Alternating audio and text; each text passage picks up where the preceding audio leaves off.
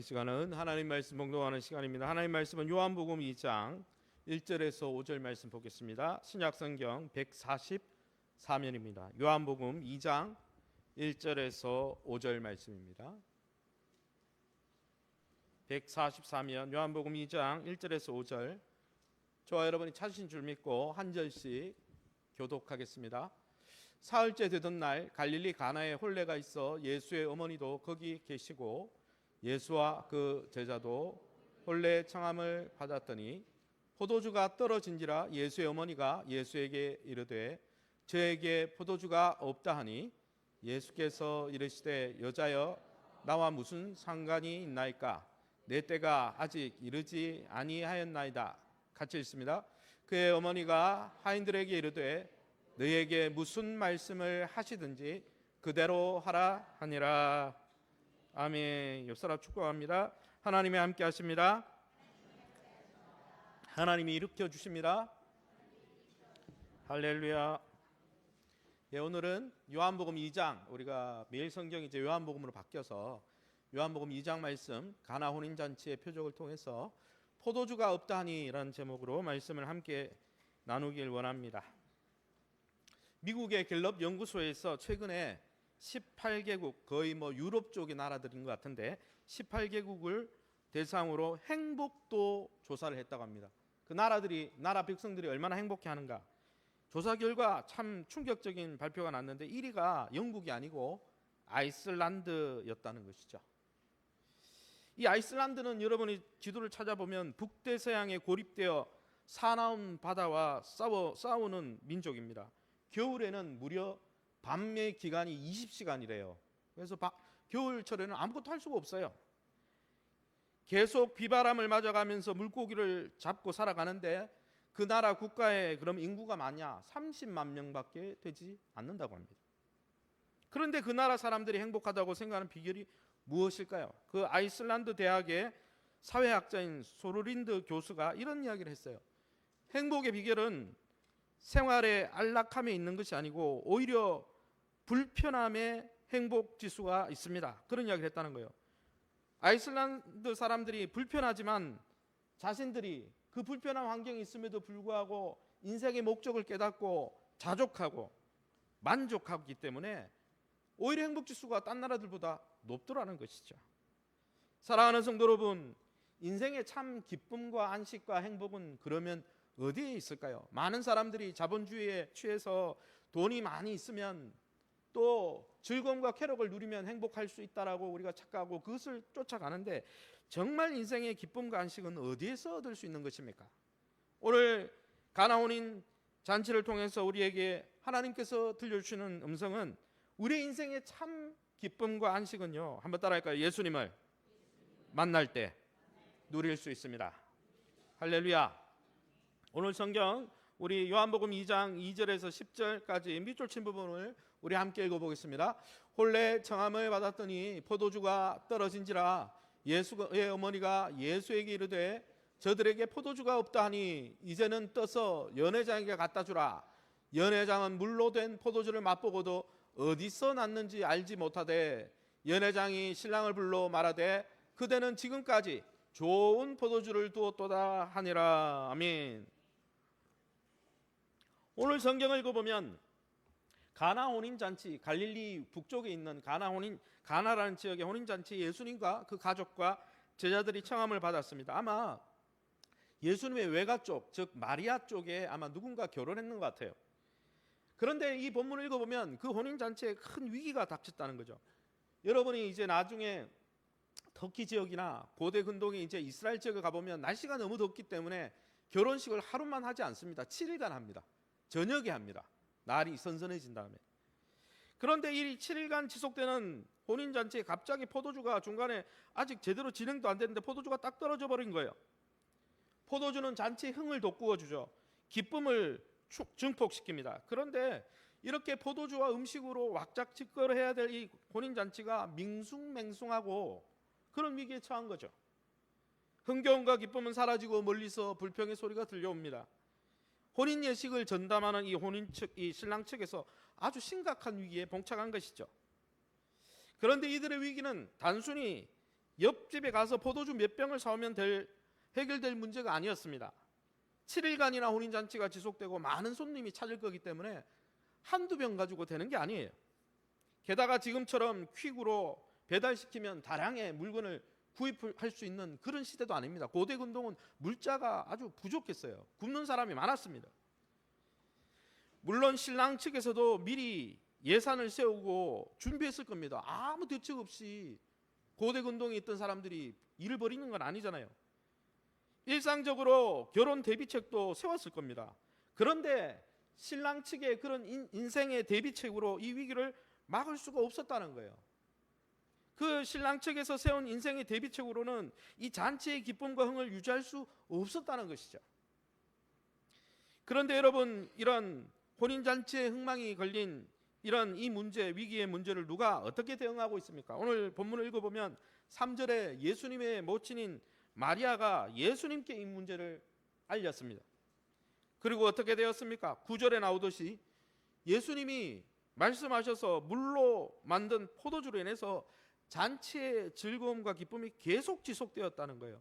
성경에 읽어보면 10절에 아예 연회장이 너무 좋은 포도주를 준비했다고 신랑 측이 위기를 당했는데 신랑을 오히려 칭찬합니다. 그리고 다시 큰 기쁨의 축제가 진행된 것이죠. 그런데 여러분, 예수님이 이 사건, 이 위기를 어떻게 해결하게 되었을까요? 오늘 성경을 읽어보면 사도 요한은 예수님이 이 문제를 어떻게 해결했는지를 아주 소상히 설명하고 있습니다. 2장 6절에서 9절 제가 읽어보겠습니다. 거기에 유대인의 정결 예식을 따라 두세 통 드는 돌 항아리 6이 놓였는지라. 항아리에 물을 채우라. 이제는 떠서 연회장이가 갖다 주라.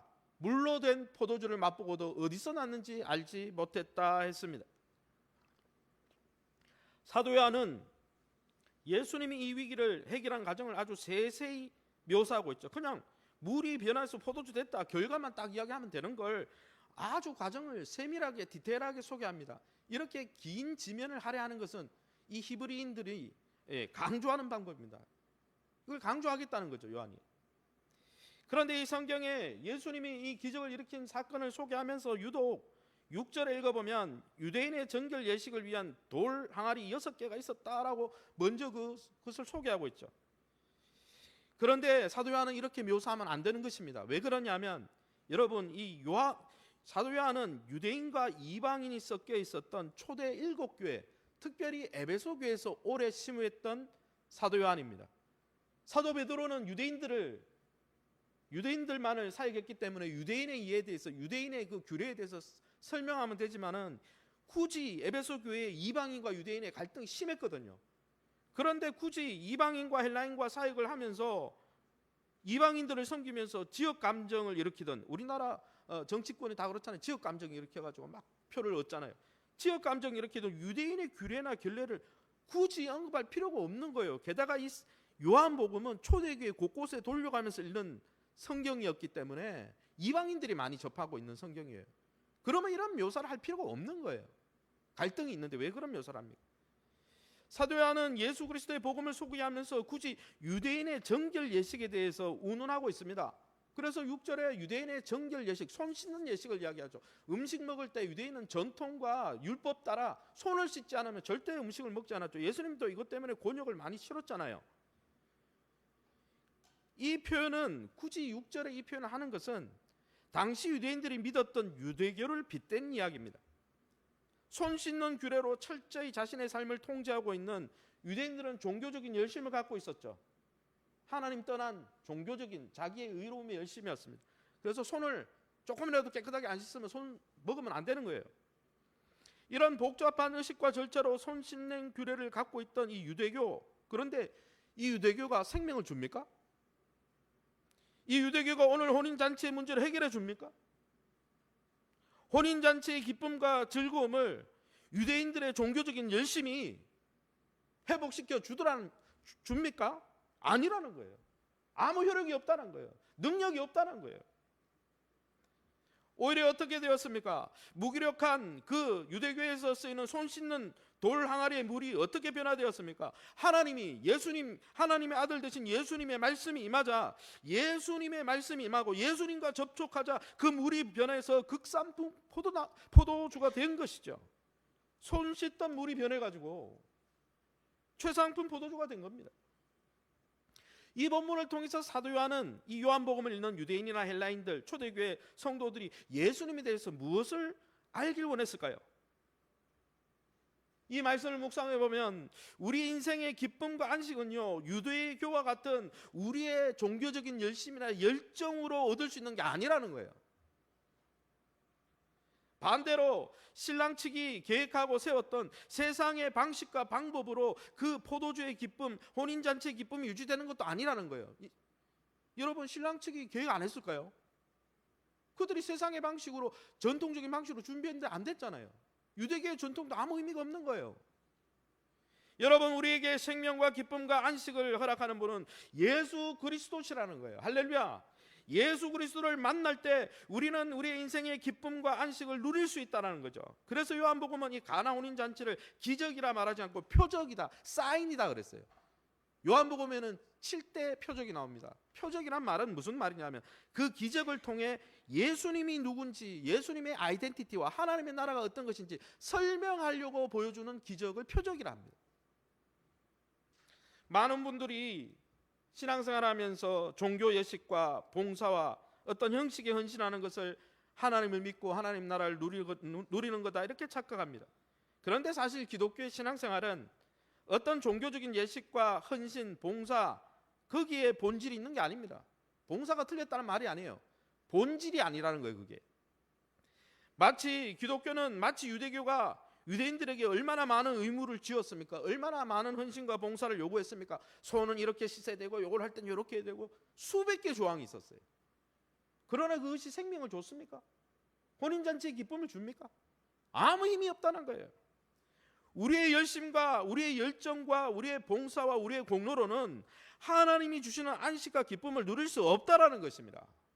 그러기에 여러분, 캐캐 묵은 율법적인 하나님 없는 나의 열심으로 신앙생활하는 그런 태도를 버리시기 바랍니다. 거기에는 안식이 없어요.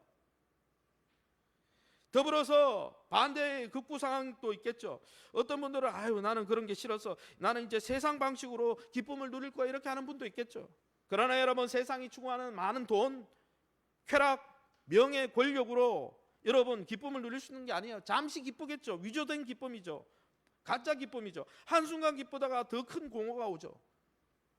솔로몬이 그것들 다 누렸잖아요. 그런데 왜 전도서에서 헛되니 다 헛되다고 했습니까? 왜 그는 염세주의에 빠졌습니까? 가짜 기쁨이기 때문이죠.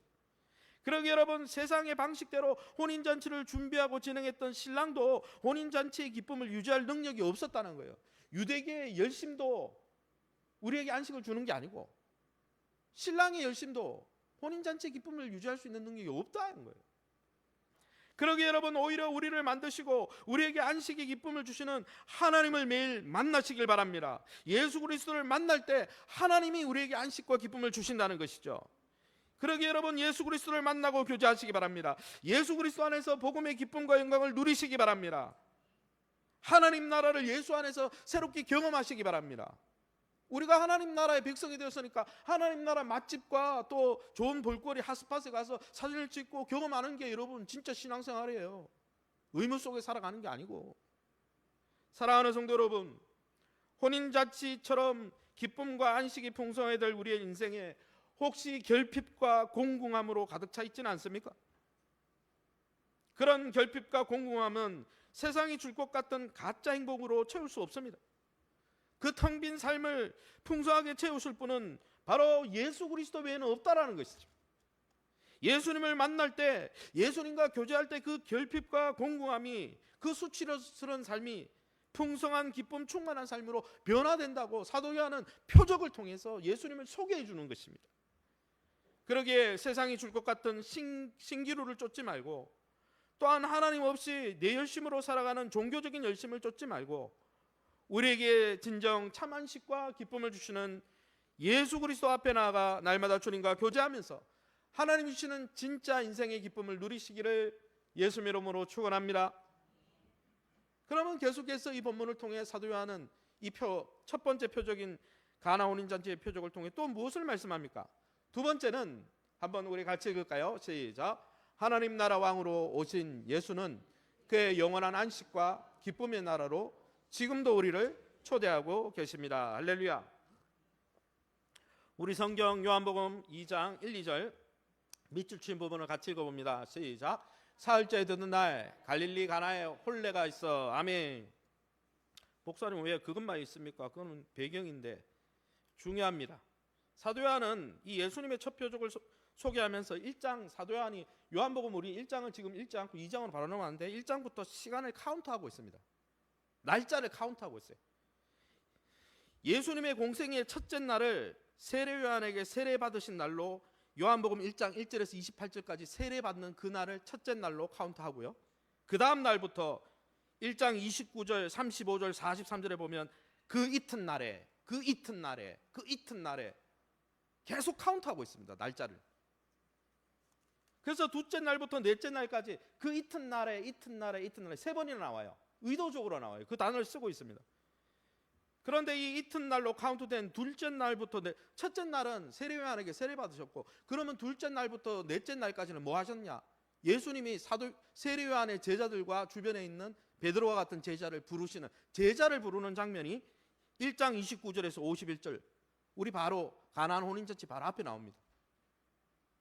이렇게 4일 동안 세례 받으시고 제자들을 모집하는데 4일을 썼다고 정확하게 카운트하고 있습니다. 그리고 장소를 옮겨서 오늘 갈릴리 가나로 들어오셨는데, 가나로 들어오는데 사흘이 흘렀다 이렇게 묘사하고 있습니다. 여러분 생각해 보세요. 앞에 4일, 3일, 그럼 며칠째라는 거예요? 지금 7일째라는 거예요. 그걸 의도적으로 7일째 가나 혼인잔치가 일어났다 이렇게 묘사하고 있는 것이죠. 실제로 세례 요한이 봤던 베레아 지역의 베다니에서 갈릴리 가나 지역까지 이동하는데 한 3일 걸립니다. 실제로 3일 걸렸죠. 즉 사도 요한은 지금 뭘 이야기하고 싶은가 하면, 세례 받으시고 제자를 베푸신 4일의 사역과 갈릴리로 이동해서 사역을 진행하기 위해서 갈릴리 가나에 도착한 그 날짜를 계산하면서 이제 예수님의 공생의 마지막 날이다, 7일째다 이렇게 말하고 있는 것이죠. 이것은 마치 천지를 창조하실 때 일곱째 날 하나님이 안식하신 사건과 비교하도록 의도적으로 조장하고 있는 것입니다. 목사님 왜 그렇게 말합니까? 목사님 너무 영적인 해석인 것 같네요. 아니에요. 일단 이렇게 볼 수밖에 없는 이유는 날짜를 카운트해가지고 가나 사역이 7일째다고 일부러 이야기하고 있고, 또 하나는 예수님 자체를, 요한복음은 예수님이 태초부터 창조 사역에 동참한 분이다 이렇게 묘사하고 있기 때문입니다. 제가 읽어보겠습니다. 요한복음 1장 1절에서 5절입니다. 태초에 말씀이 계시니라. 그가 태초에 하나님과 함께 계셨고 만물이 그로 말미암아 지은 바 되었으니 지은 것이 하나도 그가 없이는 된 것이 없느니라. 여기 글은 다 예수님을 이야기합니다. 5절 말씀에 빛이 어둠에 비치되 어둠이 깨닫지 못하더라. 의도적이죠. 사도 요한은 예수 그리스도의 공생의 사역을 하나님이 천지를 창조했던 새로운 창조 사역으로 빗대서 설명하고 있습니다. 그래서 예수님이 오신 사건을 캄캄한 인생 가운데 빛이 비치는 사건, 이게 언제 일어났습니까? 첫째 날이죠. 빛이 있으라. 예수님이 하는 이 사역이 새 창조의 사역이라는 거죠. 빛이 있으라 첫 번째 사역을 이야기한 다음에 오늘 2장 1절에 뭘 이야기합니까? 7번째 날짜를 계산 딱 한 다음에 갈릴리 혼인잔치에 이 사역을 했다 이렇게 선포하고 있는 거죠. 여러분, 그러면 7째 날이 왜 중요합니까? 하나님이 천지를 창조할 때 7째 날 무슨 사역을 했길래 왜 사도 요한은 예수님이 오셔서 우리의 죄를 위해서 죽으시고 부활하시는 그 사건이 새 창조의 사역인데 7째 날을 왜 자꾸 강조해서 7째 날을 이야기할까? 7째 날에 뭐가 있었습니까? 아담과 하와를 지으시고 에덴 동산에서 안식하시면서 아담과 하와에게 안식을 누리라고 선포하신 날이 7째 날입니다. 안식의 기쁨을 주신 날이죠. 공의 예수님도 7째 날 무엇을 하십니까? 온 기쁨을 잃어버린 혼인잔치에 진짜 기쁨을 선포하십니다. 진짜 안식의 기쁨을 회복해 주십니다. 이것을 비교하면서 읽도록 만들고 있죠. 그래서 여러분, 인류가 죄로 인해서 에덴 동산에서 잃어버렸던 진정한 기쁨을 회복시켜 주시려고 예수님이 오셨다, 이 표적을 통해 그 이야기하고 있는 거예요. 그래서 사도 요한이 지금 설명하는 묘사법대로, 그 계산법과 의도대로 우리가 이 본문을 읽으면, 와, 물이 변해서 포도주 줬대, 나도 가가지고 기도해가지고 막 응답받아야 돼, 이렇게 적용하면 큰일 나는 거예요. 그런 의도가 아니에요. 이 본문은 오히려 어떻게 보아야 됩니까? 멋진 기적을 보았다 단순히 감탄하면서 이 본문을 읽으면 안 되고, 포도주가 몇 도 포도주일까 이렇게 생각하면 안 되고, 이 본문을 통해서 안식을 잃어버린, 안식의 기쁨을 잃어버린, 7일째 안식의 기쁨을 잃어버린 그 하나님의 형상을 닮은 사람들에게 일곱째 날 안식의 기쁨을 회복시켜 주려고 예수님이 오셨고 그 사역을 하시려 하신다. 이걸 표적을 통해 예수님을 소개하고 있는 거죠. 게다가 예수님의 모친과 나눈 대화에 내 때라는 표현이 나오는데, 이 표현은 저의 이런 영적 해석을 더 지지해 줍니다. 이 내 때라는 표현은 요한복음에 주로 때라는 표현이 많이 나오는데, 이 때라는 표현은 대부분 요한이 언제 쓰느냐 하면 예수님이 십자가에서 영광을 받으시는 사건을 이야기할 때 때라는 표현을 씁니다. 그런데 여러분, 가나 혼인잔치에서 왜 갑자기 내 때 타령을 하셨을까요? 이 가나 혼인잔치가 하나님의 구원의 때, 하나님 나라 특성을 잘 묘사해 주기 때문에 예수님은 자기가 십자가 달리셔서 하나님 나라를 회복할 그때를 연상하면서 그것을 잘 묘사할 수 있는 가나 혼인잔치에서 그걸 상기하는 거예요. 요한복음을 기록한 사도 요한은 하늘에서 계시를 받고 이것을 요한 계시록에서 이렇게 똑같은 사도 요한이 기록한 글이잖아요. 뭐라고 묘사합니까? 이렇게 되어 있습니다. 계시록 19장 6절에서 10절입니다. 할렐루야, 주 우리 하나님 곧 전능하신 이가 통치하시도다. 하나님 나라를 이야기하죠. 우리가 즐거워하고 크게 기뻐하며 그에게 영광을 돌리세. 어린 양의 혼인 기약이 이르렀고 그의 아내가 자신을 준비하였으므로 그에게 빛나고 깨끗한 세마포 옷을 입도록 허락하셨으니 기록하라. 어린 양의 혼인잔치에 청함을 받은 자들은 복이 있도다. 이 본문을 읽어보면 하나님께서 이루실 예수 그리스도의 보혈과 부활을 통해 이루시는 하나님의 나라를, 하늘의 계시를 받고 설명하는 사도 요한은 그 하나님 나라의 성취를 어린 양의 혼인잔치로 묘사하고 있습니다. 하나님 나라 왕 그리스도 메시아로 오신 예수님이 잃어버린 잔치의 기쁨을 되찾아주러 오신 분. 그래서 이 천국에 초대된 자들이 결국 어떻게 합니까? 이 혼인잔치의 기쁨을 회복하게 된다, 이렇게 설명하고 있지 않습니까? 예수님은 그분의 살과 피를 찢으시고 흘리심으로 하나님 나라를 세우시고 그 나라의 초대에서 우리에게 진짜 기쁨을 누리게 해주려고 오신 분이다. 같은 사도 요한이 계시록에서 그렇게 설명하고 있는 것입니다. 그러기 여러분, 혼인잔치에서 내 때 예수님의 죽으심을 기억하고 부활의 때를 기억하신 이유는, 여러분 묵상을 해보니까 이 어린 양의 혼인잔치에, 여러분 혼인잔치에 뭐가 필요합니까? 오늘처럼 포도주가 필요하죠. 예수님은 어린 양, 하늘나라 어린 양의 혼인잔치에 그분의 보혈로 예비된 포도주를 마련하기 위해 오신 분이죠. 그래서 예수님이 뭐라고 했습니까? 내 때, 내가 아직 죽을 때가 아니다. 내가 죽어서 내 피를 준비할 때가 아직 되지 않았습니다. 여자여. 그 포도주가 준비되고 공급된 때가 바로 십자가에서 피를 흘리실 때죠. 예수님의 이처럼 하늘 혼인잔치에 신랑으로 오셔서, 신랑이 다 포도주를 준비하거든요. 혼인잔치에 쓸 자신의 피로 준비될 포도주를 마련하고 그 포도주를 통해 우리를 하나님 나라의 백성으로 삼으시고 그 안에서 참 기쁨과 안식을 누리게 하시려고 오셨다라고 사도 요한은 의도적으로 소개하고 있는 것이죠.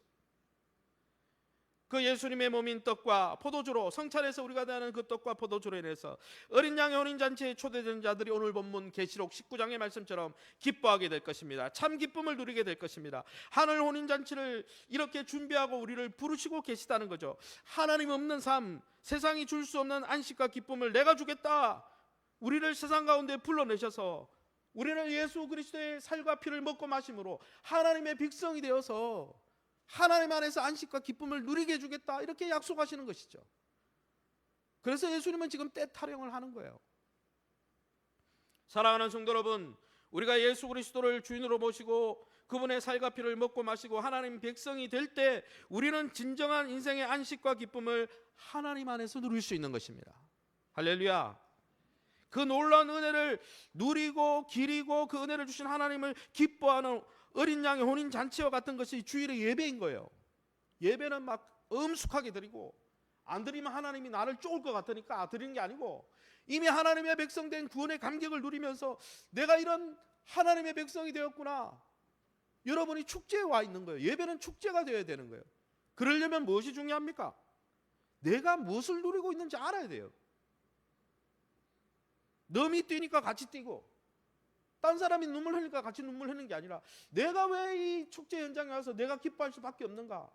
사도들의 가르침을 봐라. 하나님 나라 복음을 제대로 직면하고 그것을 깨닫고 내가 어떤 존재가 되는지 깨달아야 되는 거죠.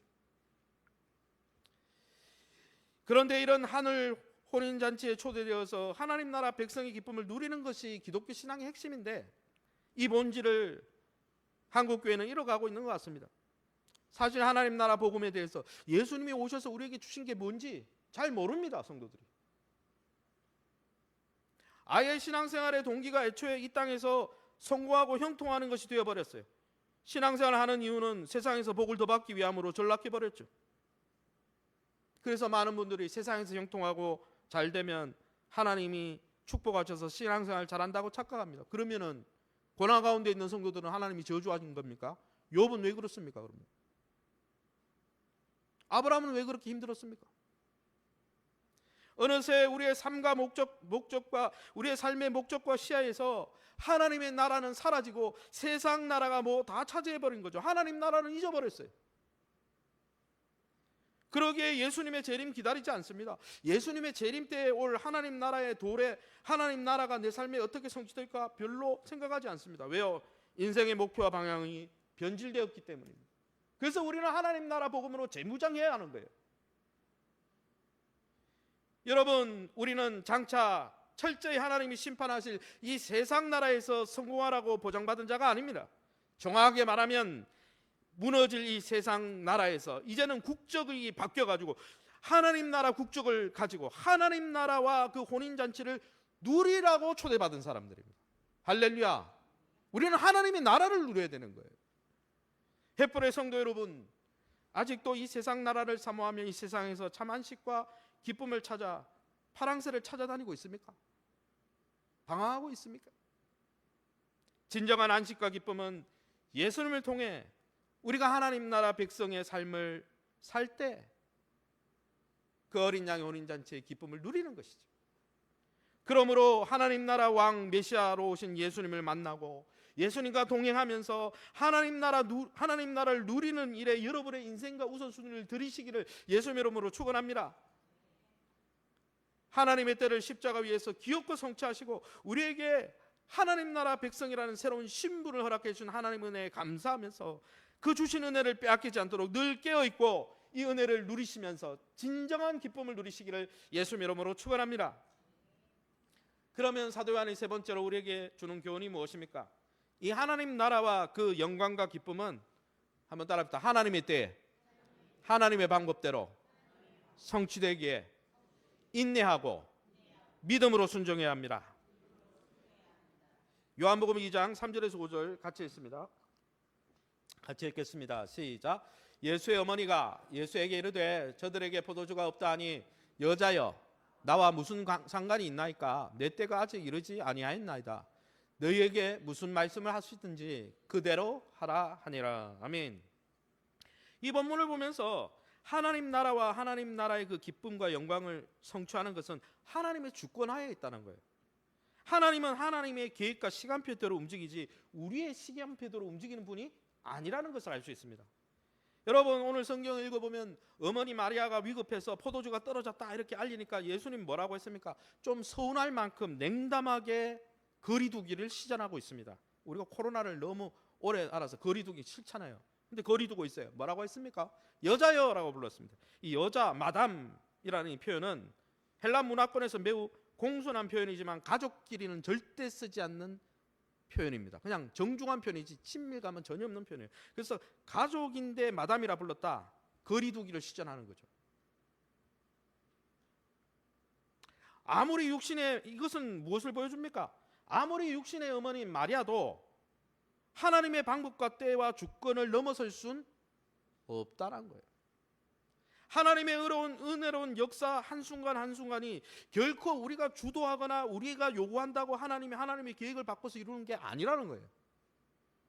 그래서 예수님의 이 혼인잔치는 표적이었는데, 표적이란 말은 여러분 기적과 다릅니다. 기적은 다 사람들이 다 압니다.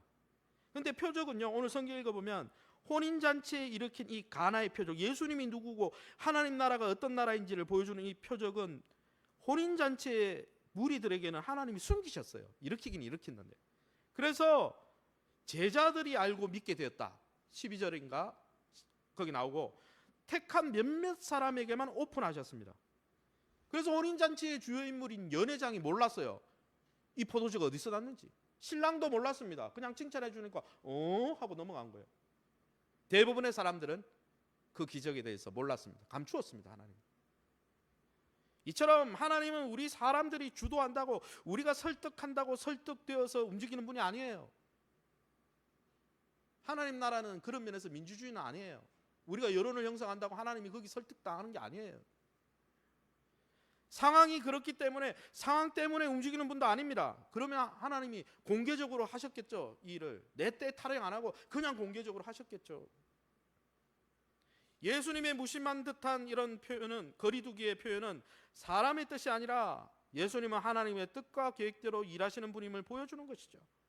하나님의 뜻에 순종하셔서 그분의 계획대로 제자 몇 명에게 믿음을 주려고 표적을 일으키신 것이 마리아 때문에 일으킨 게 아니라는 거예요.